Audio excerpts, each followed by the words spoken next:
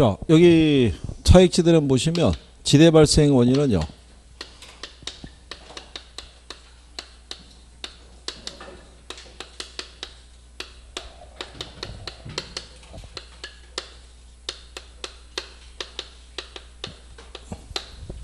이렇게 이제 세 가지를 제시하고요. 요 수학 체감 법칙은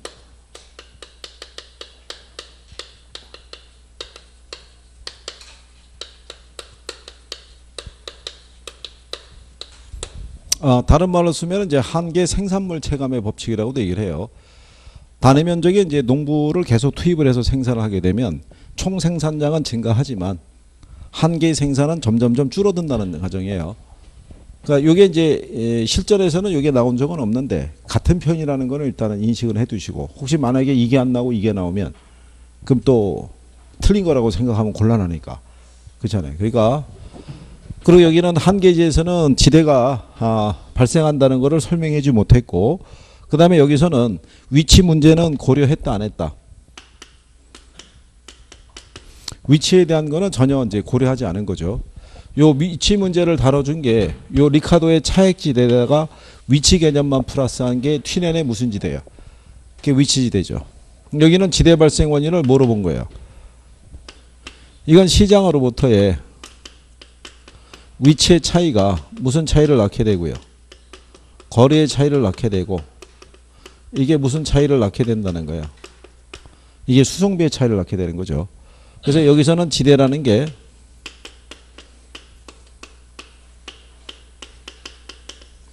생산물 가격에서 생산비하고 뭐를 뺀 거예요? 수송비. 근데 여기서는 이 생산물 가격과 생산비가 일정하다는 가정이죠. 그러면 이 지대라는 건 결국 어디서 결정이 된다? 예, 수송비의 크기에서 결정이 된다라고 얘기해 주는 거죠. 그럼 절대지대에서는 지대 발생 원인을 어디에 기초했냐면, 이건 토지의 소유에서 비롯된 거죠. 그렇죠? 아까 우리가 설명해 드린 거죠. 이 토지를 소유했다는 얘기는 이 토지에 대한 절대적인 권리를 갖게 되는 거죠. 독점적으로. 그러니까는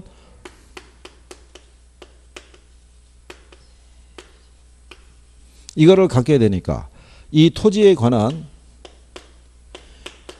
위치라든가 비옥도에 관계없이 뭐가 성립할 수 있다는 거예요? 지대가 성립한다는 얘기죠. 그죠?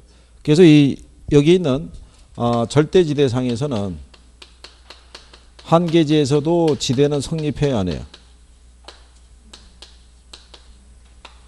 여기는 한계지에서 지대가 성립하죠. 그러니까 땅을 소유하고 있다는 얘기는 절대적인 권리를 확보하고 있으니까 그 땅의 위치가 좋든 안 좋든, 땅이 기름지든 아니든 간에 지주는 당연히 지대를 정당하게 요구할 수 있는 권리가 생긴다는 거죠. 그래서 제목이 무슨 지대예요? 절대지대라고 얘기하는 거예요. 무슨 지대? 절대지대.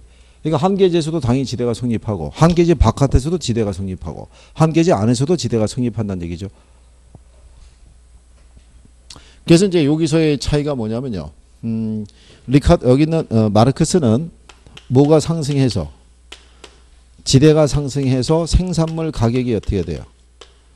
상승을 하기 때문에 요 지대라는 거는 생산물 가격에 영향을 미치는 뭐로 간주한다는 거예요? 생산비로. 그렇죠?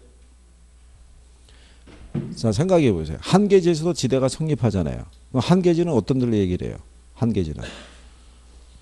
한계지는 이 가격에서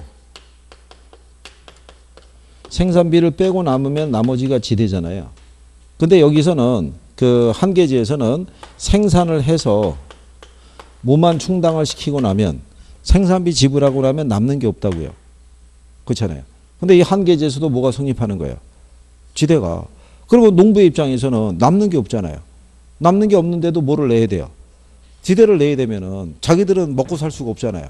그럼 결국 어떻게 해야 돼요? 자기들 먹고 살아야려고 그러면 이걸 올릴 수밖에 없잖아요. 가격을. 그렇잖아요. 뭐가 올라갔기 때문에, 지대가 올라갔으니까. 그러니까 결국은 지대가 상승을 해서 뭐가?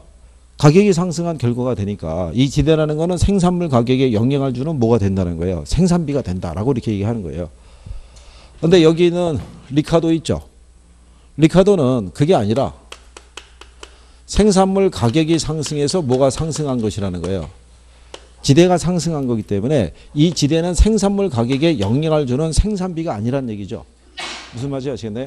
이건 하나의 잉여이자 불로소득에 지나지 않는다라고 주장을 한 거죠. 여기는 왜 이 가격이 상승했냐면 이게 상승했다는 얘기잖아요. 밀 가격이. 밀 가격이 뛴 이유는 뭐냐면 그때 당시에 영국에서 곡물법을 제정을 해서 밀의 수입을 갖다가 금지시켰기 때문에 얘가 뛴 거라는 얘기예요. 밀 가격이. 그러니까는 밀 가격이 안정화되면 지대도 어떻게 돼요? 떨어질 거란 얘기잖아요. 그러기 위해서는 리카도가 주장한 거는 곡물법을 폐지해야 된다라고 주장한 거예요. 근데 이 사람 살아생전에는 곡물법이 폐지가 안 되고요. 사후 한 7년 정도 지난 다음에 폐지됐다고 그래요. 그러니까 인식이 서로 틀리죠. 여기에 대해서. 네, 그래서 여기는 리카도의 차익지대에서는 지대라는 거는 뭐가 아니라는 거예요. 생산비가 아니고 경제적 뭐가 된다. 잉여라고 보는 거죠. 이게 여러분 시험에서는 바꿔서 나온 거잖아요. 차익지대에서는 지대를 뭐로 간주한다. 경제적 잉여가 아닌 생산비로 간주한다. 그래서 틀리게 한번 출제했잖아요. 그게 그 문제의 답이었잖아요. 우리 지난번에 그 기출을 했을 때 응? 그랬단 얘기죠. 그 안에서 이렇게. 자, 그래서 이제 그 내용을 기억을 해두시고 자꾸 괜찮아요. 익숙해지시면 돼요. 지금 우리가 왜 이게 힘드냐면 용어가 낯설어서 그래요. 오늘 금요일 날 이 용어 들으신 다음에 다음 주 금요일에 돌아올 때까지 일주일 동안에 이 용어를 몇 번이나 쓰시겠어요? 평상시 생활하시면서. 안 쓸 거 아니에요. 그죠? 그러니까 입에 익질 않는데 와가지고 이미 여기는 지나갔으니까 선생님이 다른 단원을 얘기하다가 갑자기 얘하고 연계되는 애가 나오면은 갑자기 얘기하는 거죠. 그러면 또 기억이 안 나는 거죠. 저기 어디선가 들었던 것 같은데. 근데 이제 계속 들으면 기억이 나요. 이게 이론이라는 게요. 처음에 한 번 들을 때보다는 두 번 들을 때가 낫고요. 두 번 들을 때보다는 세 번 들을 때가 나은 거예요. 이게 돌수록 유리한 거예요. 중개사 시험은 반복 학습이니까. 그렇죠? 그래서 안 되시면은 자꾸라도 읽어보시고 그래야 돼요. 기본선 한번 정독 한번 하시는 게 도움이 된다고 그랬죠. 예? 문제풀이 들어가기 전에. 한번 정독을 하면 그동안에 내가 몰랐던 것도 한번 다시 한번 인식을 하게 되고 그래요. 그거 감안하셔가지고 먼저 기억을 내시고. 어제 5월 다 갔잖아요. 그죠? 예. 오늘이 5월 며칠이에요? 26일이면 다음 주에 제가 오면 6월 달이잖아요. 25일이요? 그럼 하루 있네요. 참. 우리 25일이요. 그러네요. 그래도 다음 주에 오면은 6월 1일이겠네요. 6월 달이겠네요. 6월 달 들어가면 이제 남는 게 이거 남는 거죠. 이렇게. 근데 벌써 제가 그때 5월 초쯤에 자 5월 달 금방 가면 6월 달 가면 이렇게밖에 안 났습니다. 근데 실제로 이게 지금 가고 있잖아요. 그러고 난 다음에 여러분들 저기 8월 달에 원서 접수하고 나면요. 이거 지나가는 속도가 한 1.5배 빨라요. 그냥 훅 지나가요. 훅 지나가고 이제 제가 여러분들에게 종강 인사한다니까요. 드디어 오늘이 종강입니다. 이러면서 시험 잘 보시고 그죠? 뭐 실수나 착각하시면 안 되고 시험에 준비상 뭐 이러고 얘기해주고 그러고 끝난단 말이죠. 이게 금방 가요. 금방. 이게. 저희하고 여러분들하고 만났을 때가 겨울에 만났잖아요. 날씨 추울 때. 그렇잖아요. 그때 히터 안 틀면 수업하기 힘들었잖아요. 지금 누가 히터 틀면은 거의 쓰러지는 거죠. 그죠? 지금 에어컨 안 틀면은 또 안 되잖아요. 계절이 그만큼 많이 바뀌었다는 얘기죠. 금방이고. 그러니까 저희는 그거를 매년 겪는 거예요. 매년 겪기 때문에 여러분들이 1년 동안에 이렇게 그 공부하시는 시간이 어떻게 흘러갈 것이라는 것이 거의 유추가 되죠. 그러니까 매번 물어보잖아요. 11월 달 됐을 때 언제부터 열심히 하실 거냐고. 지금 이 겨울에 열심히 하시는 게 도움이 된다고. 지금이 공부하기가 딱 좋은 계절이라고. 그러면 여러분들은 절대로 11월 달부터 열심히 한다는 소리는 안 하고 1월 달부터 해간 뭐 새로운 마음으로 열심히 하겠다고 얘기한 다음에 1월 달이 되면은 또 공부하냐면 안 하잖아요.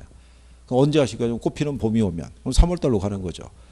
3월에서 날씨 조금 더 좋아지면 그래서 5월 달로. 그 이제 마지막으로 될 수 있는 게 7월인 거예요.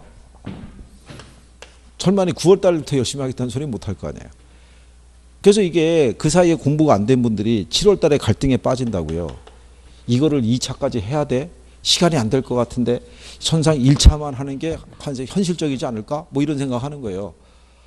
그러면은 1차가 확실하게 보장이 되느냐? 그것도 아니라고요. 그렇게 생각한 분들은 일주일 내내 학원에 안 나오잖아요. 민법하고 학교로 있는 날만 나올 거 아니에요. 그럼 나머지 날을 집에서 공부해야 되는데 공부가 안 된다고요. 그냥 흘려버린 다음에 그날 와서 수업만 또 간신히 듣는 거예요, 저게. 그러고 난 다음에 이제 남북이 좀 그러니까 이제 그때부터는 이제 천기 누설이나 이런 거 찾으러 다니는 거예요, 이제 쭉 해가지고. 아니, 뭐 누설할 게 뭐가 있겠어요, 그죠? 에? 다 그렇게 하면서 이제 그 홍보하는 거예요, 그렇게. 모든 학원들이 저기 그 홍보할 때 보면은 전국 최고의 합격률 이렇게 나가잖아요. 그죠? 그래서 한때 저기 그 간평사 시험 쪽에서 간평사는 이 강의하는 학원들이 몇 개 없어요. 그도 저기 서울대 쪽에 뭐 한 3-4개 있나? 5개를 아마 안 넘어갈 거예요. 근데 간평사가 매년 100명 뽑아요. 근데 시험이 끝나고 나면 학원별로 한 100명씩은 합격을 시킨 거예요. 그럼 최종 합격자가 100명인데 다 100명씩 나왔다는 거잖아요. 그러니까 거기 가면 이상한 현상이 발생을 해요. 그 동네 가면. 똑같은 거예요. 우리도 합격을 해야 되죠. 합격을. 중요한 거는. 그러니까 최소한 이거라도 이렇게 정리가 돼 있어야 되고.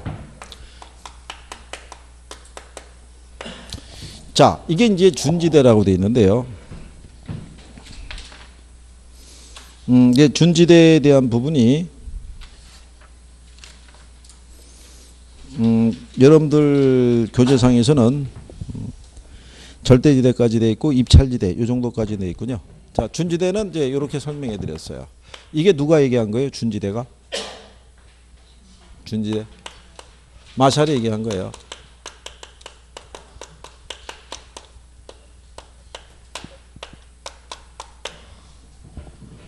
왜 이거를 마샬을 얘기해 드리냐면요. 시험상에서 마샬은 이러이러한 지대를 독점지대라고 명명하였다. 이렇게 하면 틀리게 준 적이 있어요. 그러니까 이제 학자의 이름 정도도 알아둬야 된다는 얘기죠. 이 사람은 지대를 갖다가 2개로 나눴다고 그랬죠. 순수지대하고 무순지대. 순수지대는 자연물과 같은 토지 있죠. 요거는 인간에서 생산된 기계류에 의해서. 그렇죠? 그래 우리가 지난번에 이렇게 말씀해 드렸었죠.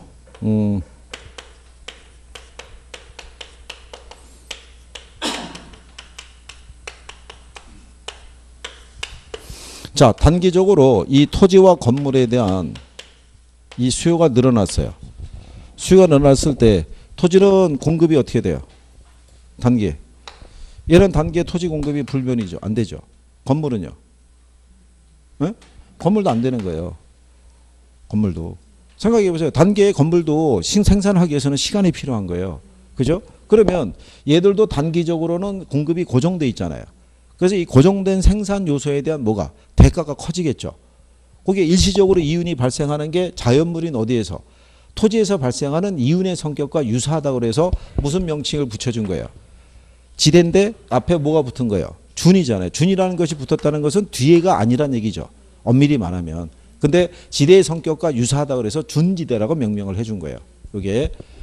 그래서 이렇게 토지와 같은 자연물에서 주어지는 어떤 혜택에서 발생하는 지대는 무슨 지대라 하고 순수지대. 그래서 여러분들이 앞에서 보면 왜 준부동산이라고 배우셨죠? 그러니까 준부동산이라는 게 엄밀히 말하면 부동산이 아니잖아요. 그냥 특수한 동산인데 그 부동산에 준해서 취급해 주는 거잖아요.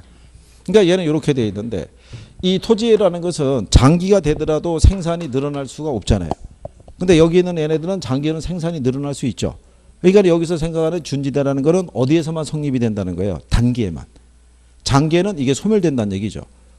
토지는 장기적으로도 생산 요소에 생산에 대한 변화가 없지만 건물은 장기적으로 생산할 수 있어요, 없어요? 생산하면은 수요가 늘어난 것에 대해서 공급도 늘어나기 때문에 일시적으로 발생하는 이윤이 소멸돼 버린다는 얘기죠. 그래서 여기 있는 준지대는 어디에만 성립한다는 거예요? 단기에만. 장기에는 뭐가 된다? 소멸되는 거죠.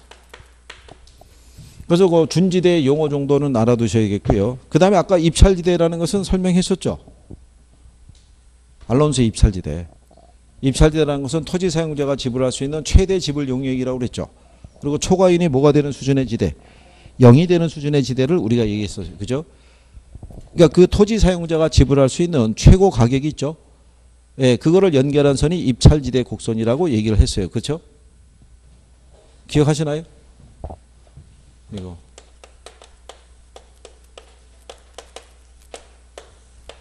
자, 입찰지대에 대한 거는요. 요거는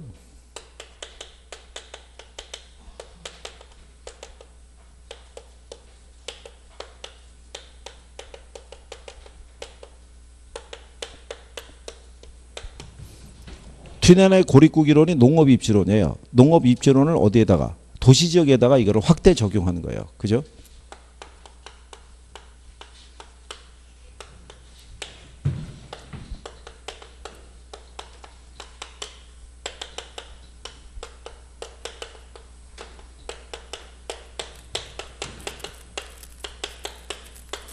토지 사용자가 지불할 수 있는 최대 지불 용이액이 있죠.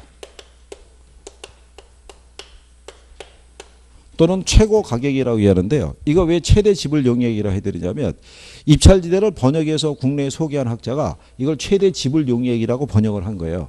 근데 여러분 시험상에서는 틀리게 줄 때 이게 최소 지불 용이액이라고 해서 틀리게 준 거예요. 그래서 이제 최대 지불 용이액이고 요거는 토지 사용자가 지불할 수 있는 최고 가격이기 때문에 초과 이윤이 뭐가 되는 0이 되는 수준의 지대를 우리가 무슨 지대를 한다? 입찰지대라고 얘기를 해요. 그러니까 도심 안쪽에서는 지대가 싸요, 비싸요? 비쌀 거 아니에요. 그 토지 사용량이 많아요, 적어요? 적을 거 아니에요. 그리고 도심 지역을 가게 되면 단위거리당 교통비용이 많이 들겠어요, 적게 들겠어요? 많이 들 거 아니에요. 교통체증이 심할 테니까. 그렇겠죠? 그래서 이게 입찰지대 곡선의 기울기 있죠. 이게 단위거리당 한 개 운송비 있죠. 이걸 토지 사용자의 토지 사용량으로 나눠서 구할 때 단위거리당 한 개 운송비가 커지면 뭐가 커지는 거예요? 기울기가 커지는 거예요. 대신에 운송비가 작게 들어가면 기울기가 어떻게 돼요? 완만해지겠죠. 그러니까 우리가 기울기 보면 이렇게 됐다고 그랬잖아요. 도심 안쪽에서는 단위거리 이동할 때 뭐가 많이 들어가니까 교통비용이 많이 들어가니까 토지 사용 면적이 적다라고 얘기를 했었어요. 요것도 한번 나온 적이 있어요. 분모 분자 바꿔가지고. 요게 나왔던 때가 이게 15회 때 나온 거예요. 15회 때. 그러니까 15회 때 시험이 좀 어려웠어요. 내용이. 그리고 그때는 뭐도 얘기했냐면 입찰지대 곡선이라는 것은 원점을 향해서 볼록한 형태를 가지고 있다. 그렇게도 출제한 거예요. 지문에.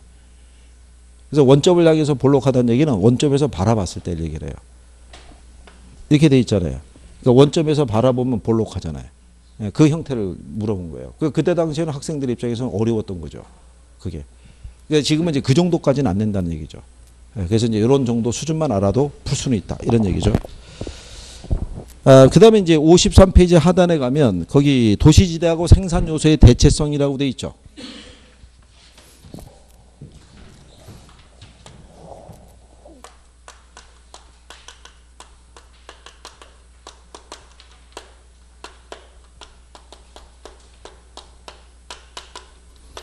이거 한 거는 기억하시나요? 생산요소의 대체성. 자, 우리가 생산요소 하면은 일반적으로 토지가 있고요. 자본이 있고 노동이 있잖아요.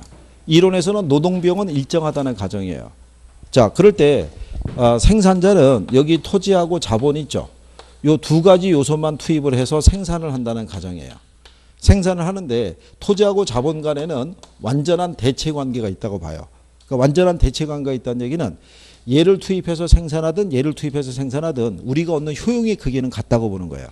이게 그러면 생산자 입장에서는 둘 중에 값이 싼 생산 요소를 더 많이 투입해서 생산하는 게 이익일 거 아니에요. 그렇죠? 그러면 도심이 있었을 때 여기를 자본으로 놓고요. 여기를 토지로 놓고 봤을 때 도심 지역은 토지 사용료가 싸요, 비싸요? 비싸잖아요. 그러니까 여기에서는 토지와 자본을 결합을 해서 생산을 할 때 결합 비율이 이렇게 된다는 얘기죠. 토지의 사용량은 적게 가고 자본의 결합 비율을 크게 가지고 가는 거죠. 뭐가 비싸니까? 토지 가격이 비싸니까. 근데 외곽을 나가면 토지 가격이 싸요, 비싸요? 싸잖아요. 그러면 토지의 사용량이 늘어나고 상대적으로 자본의 투입 비율은 적어진다는 얘기죠. 그러면 이 점하고 이 점을 연결하는 이걸 등량곡선이라고 그래요. 여기 A라는 점이 있고 B라는 점이 있을 때 A점이나 B점이나 우리가 얻는 효용의 크기는 같다는 얘기예요. 10에다 2를 곱해도 20 나오죠. 2에다 10을 곱해도 20이 나오잖아요. 근데 토지 가격이 비싼 곳은 무슨 이용을 하는 게? 집약적 이용을 하는 게. 토지 가격이 싼 것은 무슨 이용을 하는 게? 조방적 이용을 하는 게 훨씬 더 이익이 클 거 아니에요. 그죠?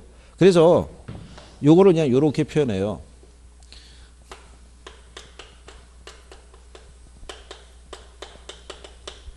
도심 지역에 입지하는 산업들은 토지에 대한 자본의 대체성이 크다 작다.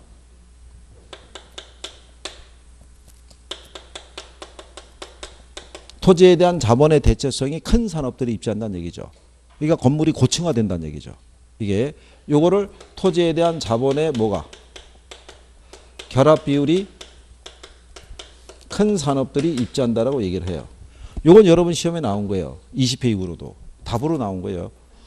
도심에 입지하는 산업들은 토지에 대한 자본의 대체성이 낮은 산업, 작은 산업들이 입지한다면 틀릴 거 아니에요. 그게 그 문제의 답이었어요. 틀린 거 오라고 그래가지고. 그러니까 그 정도까지는 기억을 하시면 돼요. 제목이 얘기해 주잖아요. 생산 요소의 뭐 대체성. 그러니까 도심 지역은 토지 가격이 비싸니까 토지를 뭐로 대체해서 자본으로 대체해서 외곽을 나가면 토지 가격이 싸잖아요. 그러니까 거기는 토지의 사용량을 오히려 늘리는 거죠. 그거를 이제 구별할 수 있으시면 되죠. 거기 이제 그 54페이지 상단에 가면 토지에 대한 자본의 결합 비율이라고 나와 있잖아요. 그죠? 그러면 이 토지와 자본에 대한 결합 비율이 있죠. 요거는 생산 요소의 상대적 가격에 따라 달라질 수도 있고요. 기업이나 산업의 종류에 따라서도 틀려질 수 있다는 거죠. 저런 식으로 집약적인 이용을 할 수 있는 것은 금융업이라든가 보험업 같은 업종만 가능하지 모든 업종에 동일하게 적용하지는 않겠죠. 제조업이나 목축업 등은 도심에서 이런 식으로 집약적 이용을 할 수는 없잖아요. 그죠? 그 다음에 지난번에 저희가 경제지대에 대해서 한번 설명 간단하게 해드렸죠. 경제지대라는 건 뭐를 경제지대라고 그랬었어요? 일종의 초과인이라고요. 그죠? 그럼 전용수입은 뭐를 전용수입이라고 그랬었어요? 그게 생산의 기회비용이라고 그래가지고요. 생산자가 생산을 하기 위해서 받아야 될 최소한의 보수 개념이에요. 그죠? 그러니까 현재 용도로 계속 사용하기 위해서 받아야 될 최소한의 보수 개념이라고 해서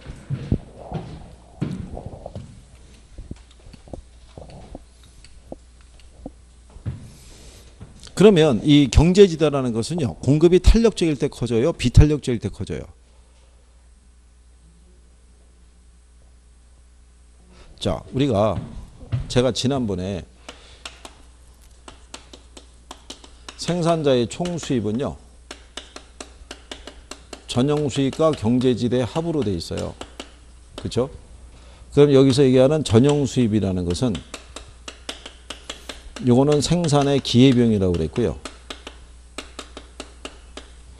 이 경제지대라는 것은 생산자의 총 수입에서 이 전용 수입을 뺀 게 경제지대라고 얘기를 했어요. 이거를 여러 번 해드린 거예요. 지난번에 경제할 때 있죠. 시장 가격이 1,000원일 때 시장 거래량이 10개예요. 그러면 생산자의 총 수입이 얼마겠어요? 가격 곱하기 수요량이니까 1,000원에다가 10개 하면 10,000원일 거 아니에요. 그러니까 이게 총 수입이라고요. 이 면적 전체가. 총 수입일 때 이 사람이 10개를 생산하기 위해서 받아야 될 최소한의 보수가 있다고 그랬죠. 그게 뭐라고 그랬어요? 그게 전용 수입. 이 사람은 10개 생산하기 위해서는 최소한 생산비가 800원 들어가니까 요거는 충당이 돼야 된다 이거죠. 근데 시장 가격이 1,000원에 결정이 되면 생산자는 이 면적만큼 이윤을 얻고 있다고 얘기를 했었죠. 이게 뭐라고 그랬었어요? 이게 경제지대. 이걸 우리가 생산자 잉여라고 얘기했었잖아요. 그렇죠? 그럴 때 이 경제지대라는 것은 공급 곡선의 기울기가 이렇게 가파를수록 즉 비탄력적일수록 경제지대가 커진다고요. 희소하면 희소할수록. 그래서 그때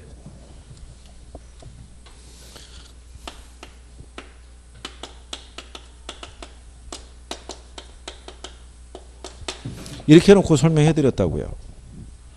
우리나라에 그 현직 변호사가 9급 공무원 시험을 응시했다고 그랬죠. 그래서 필기시험에 합격을 한 거예요. 그러면 9급 공무원을 우리가 만약에 합격을 했을 때 여기서 받을 수 있는 연봉이 있죠. 연봉이 만약에 3천이라고 가정하자고요. 그러면 변호사 업무를 수행해서 받을 수 있는 연봉이 만약에 3천만 원 수준이라고 그러면 이 사람은 사회적 지위관계를 고려할 때 굳이 공무원 시험을 볼 이유가 없었을 거예요. 그죠? 그렇잖아요? 이거보다 밑으로 떨어지니까 이걸 보겠다는 얘기잖아요. 그러면 요 3천이라는 거는 이 사람이 변호사의 업무를 수행하기 위해서 현재 용도를 계속 제공해서 받아야 될 최소한의 보수 개념인 거예요. 그게 전용 수입이라고요. 요거까지는 충족이 안 되면 나는 다른 용도로 전용을 하겠다는 얘기잖아요. 즉 전직하겠다는 얘기잖아요. 그러니까 현재 이 제품을 생산하기 위해서 받아야 될 최소한의 보수 개념이 바로 뭐다? 전용 수입인 거예요. 무슨 말인지 아시겠나요? 근데 변호사들 중에서도요, 대형 로펌에 스카우트돼서 가는 변호사들이 있죠. 요즘은 이 뭐 로스쿨 제도가 있어서 예전하고 좀 틀리지만 요즘은 이 사법연수원이 있죠. 연수원 성적에 의해서 결정이 되니까. 그래서 이게 사법고시 패스했다고 해서 요즘은 잔치 벌리는 게 아니라 사법연수원 성적에 의해서 결정이 된다는 거죠. 상위에 이제 뭐 한 1등에서부터 5등 정도 된 애들은 판사로 임용이 되는 건데, 그러면 그런 인재들은 로펌에서도 탐을 내는 거예요. 그럼 걔들에게도 스카우트가 들어가는 거예요. 연봉 1억 이상을 보장하고. 그러면 연봉 1억 이상 받는 사람도 있어요, 없어요? 3천도 못 받는 사람도 있는 거예요. 그 요 차이가 바로 뭐겠어요? 한 7천 차이 나죠? 이게 경제지대라고요. 그럼 이 사람들은 왜 더 높은 보수를 받겠어요? 원 오브 원이잖아요. 변호사들이 공부를 잘할 거 아니에요. 그 중에서도 특출난 사람들이잖아요. 근데 그런 사람들이 많다 적다? 적잖아요. 그러니까 얘들 높은 보수를 받는 거예요.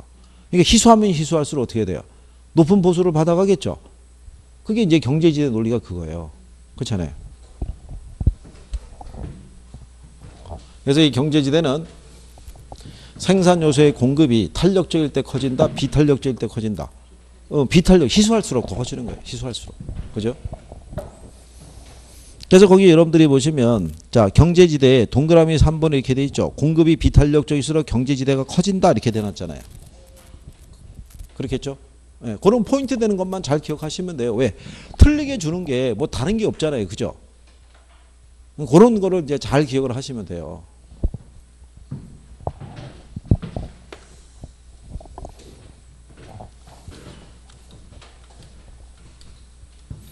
자, 그 다음에 이제 도시공간 구조론이라고 나와 있죠.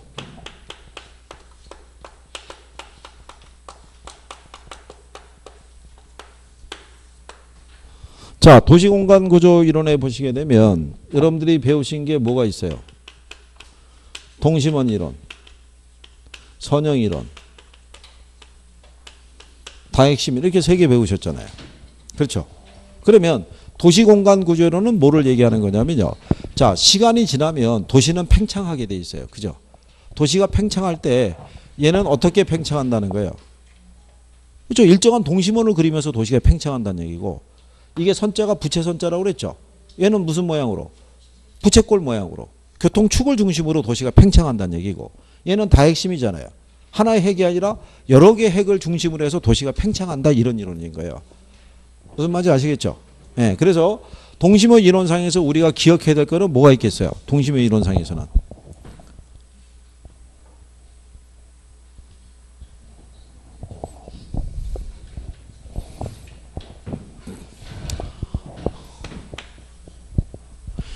여기서는요, 이 도시가 성장하는 게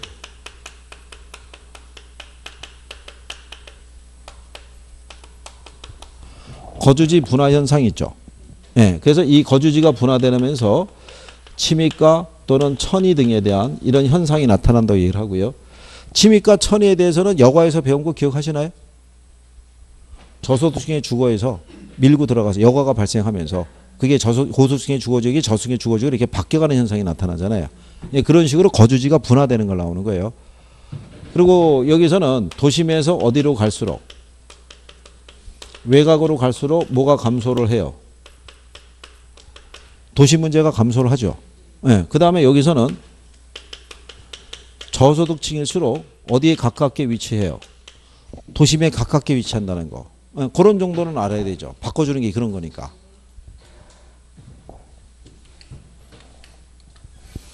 그러니까 여기는 이렇게 중심 지구가 있으면 여기를 둘러싸고 점이지대가 있다고 그랬죠. 점이 또는 천이지대가. 그래서 여기는 안에가 내측이 있고 뭐가 있으면, 외측이 있으면, 내측은 뭐가 있다고 그랬어요? 공장.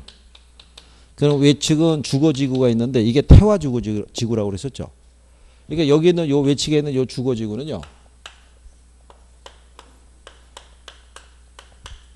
중국 애들 같으면 방 하나에 8명이 쓰는 거예요. 그러니까 요 커튼으로 갖다가 방을 4면으로 나눠 가지고 여기다 2층 침대 놓고 여기다 2명씩 사는 거예요. 작은 거 놓고. 그래 가지고 여기 둘은 그 오전 근무조고요. 여기 둘은 야간 근무조예요. 그러니까 로테이션으로 돌아가니까 방 하나에 8명이 어떻게든 간에 저러고 버팅기고 살아가는 거예요. 이렇게. 그런 식의 주거가 여기 있다고 생각했을 때 여기서 거주하다가 뭐가 높아지면요. 소득이 높아지면 여기서 거주지가 분화될 거 아니에요. 소득이 좀 높아진 사람은 조금 더 주거 환경이 좋은 쪽으로 어떻게 돼요? 이주하려고 하겠죠. 그래서 생겨나는 게 근로자 주거지대예요. 그죠? 공장에서 일하는 사람들이 이제 떨어져 나와서 하나의 이제 저소득의 주거지가 형성이 되는 거예요. 그리고 이렇게 살다가 이 안에서도 또 이제 소득이 또 높아진 사람이 생길 수 있어요, 없어요? 그럼 그 사람들이 여기서 거주지가 또 분화되는 거예요. 이게 고소득층의 주거지라고 해서 주로 백인 위주의 사람들이 여기서 모여서 산다라고 이렇게 얘기하는 거죠. 그러고 난 다음에 이 공간 구조가 또 분화가 되면서 그 다음에 생겨나는 게 무슨 지대냐면 통근자 지대가 생겨나는 거죠. 그러면 중심에서 외곽으로 갈수록 뭐가 개선이 돼요? 주거 환경이 개선이 되니까 도시 문제가 줄죠. 범죄나 빈곤이나 질병 등에 대한 도시 문제가 감소하는 형태가 나타나잖아요. 그런데 동심원 이론상에서는 고소득층의 주거에 비해서 저소득층의 주거 지역이 있죠. 또는 이런 점유지대 있잖아요. 이렇게 도심 안쪽에 가깝게 위치하고 있죠. 여기 왜 가깝게 위치하겠어요? 꼭 취업해야 되니까 취직. 공장에다가 취직을 해서 일을 해야지 먹고 사니까. 그러니까는 이 동심원 이론에서는 저소득층이 어디에 더 가깝게 위치하는 거예요. 그렇죠? 도시 중심에 더 가깝게 위치하는 거예요. 무슨 말인지 아시겠어요? 그게 뭐하고 반대가 되는 거예요? 선형 이론하고. 그죠? 그러면 선형 이론상에서는 도심에 가깝게 위치하는 것 있죠. 근데 이 선형 이론에서는 이것도 생각해야 되죠. 도시가 성장을 할 때는요. 교통의 발달과 더불어 모두 중요한 요소가 된다고 그랬어요. 소득의 증가.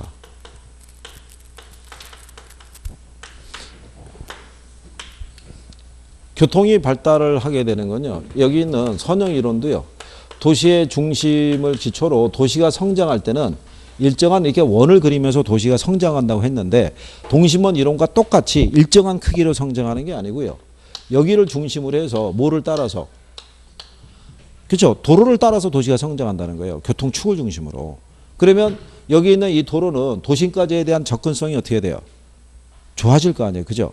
그러니까 도시가 성장할 때는 방사형으로 성장한다는 얘기예요. 뭐를 따라서? 교통로를 따라서. 지난번에 우리가 왜 직교 방상 이런 거 해봤었잖아요.